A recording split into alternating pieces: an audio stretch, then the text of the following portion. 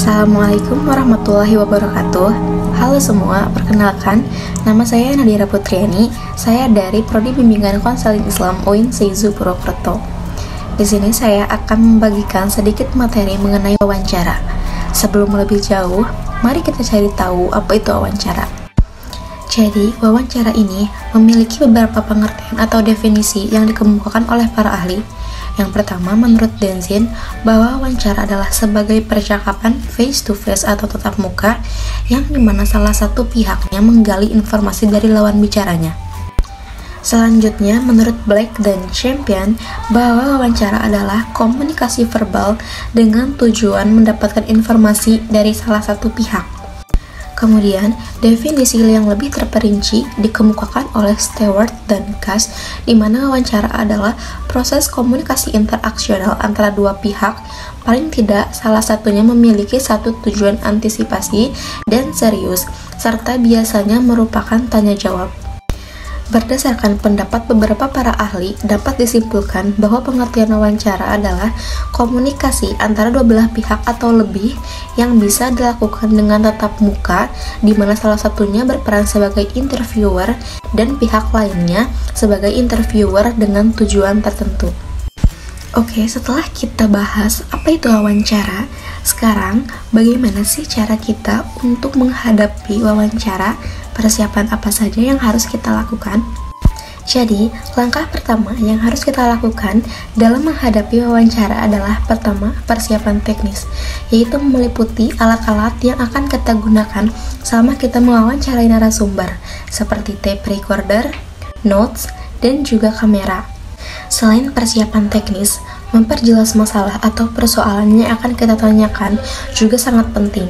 Maka dari itu, kita harus mengetahui apakah persoalan yang akan kita bawakan. Apakah itu menyangkut korupsi, ataukah pencemaran lingkungan, atau sebagainya. Setelah dirasa kita menguasai materi, maka langkah selanjutnya adalah kita menentukan siapa narasumber yang akan kita wawancarai. Langkah kedua yang harus kita lakukan dalam menghadapi wawancara adalah menentukan angle. Ini dibuat untuk membantu kita agar lebih terfokus pada tulisan yang sudah kita buat. Selanjutnya, hal yang harus kita lakukan adalah menyusun kerangka berita atau outline untuk memudahkan kita dalam proses wawancara, seperti memikirkan tema apakah yang akan dibawakan, angle, latar belakang masalah yang akan dibawakan, siapa narasumber yang akan diwawancarai, dan juga daftar wawancara apa saja yang akan kita tanyakan. Selanjutnya adalah pelaksanaan wawancara. Hal yang harus diperhatikan ketika melaksanakan wawancara adalah memberikan rasa aman dan nyaman terhadap narasumber agar narasumber merasa santai, tenang, dan juga mau terbuka ketika memberikan informasi. Dalam wawancara, terdapat dua hal yang bisa kita lakukan ketika akan mewawancarai narasumber. Yang pertama, komunikasi langsung, dan yang kedua, komunikasi tidak langsung. Di mana komunikasi langsung ini terjadi secara face to face atau tatap muka dan tanpa media apapun. Yang kedua, komunikasi tidak langsung ini meliputi media seperti telepon, internet, ataupun surat tertulis dari narasumber. Selanjutnya, agar wawancara berjalan dengan baik dan maksimal, kita harus melakukan latihan dan juga memperhatikan hal-hal yang kecil, seperti kita harus bisa memberikan pertanyaan yang membuahkan jawaban yang bersifat objektif. Selain itu, kita harus menghindari hal-hal yang bersifat legitimasi. Dan pertanyaan yang diberikan kepada narasumber harus mudah dipahami, dan hindari hal-hal yang bersifat menguji narasumber. Selain itu, kita juga jangan segan untuk bertanya kepada narasumber ketika kita tidak jelas mendengar jawaban dari narasumber agar menghindari kesalahpahaman. Selain itu, kita juga harus menimbulkan sifat empati kepada narasumber. Selain itu, kita harus tahu momentum yang tepat. Jangan ketika narasumber sedang sibuk, kita menghadangnya dengan berbagai macam pertanyaan.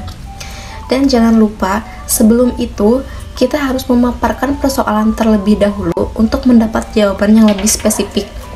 Hindari pertanyaan yang bersifat menggurui, dan hindari pertanyaan yang bersifat mengadu domba. Hindari gaya interogasi, dan terakhir, Buatlah pertanyaan yang dapat menggugah daya nalar kalian. Berikut adalah sumber-sumber informasi yang saya gunakan untuk mencari berbagai materi mengenai wawancara. Oke, sekian materi yang dapat saya share ke teman-teman semua. Dan sebelumnya saya berterima kasih karena sudah berkenan untuk mampir ke video saya. Dan jika masih ada yang belum dipahami atau terdapat kekeliruan, bisa dikomen di kolom komentar. Terima kasih. Wassalamualaikum warahmatullahi wabarakatuh.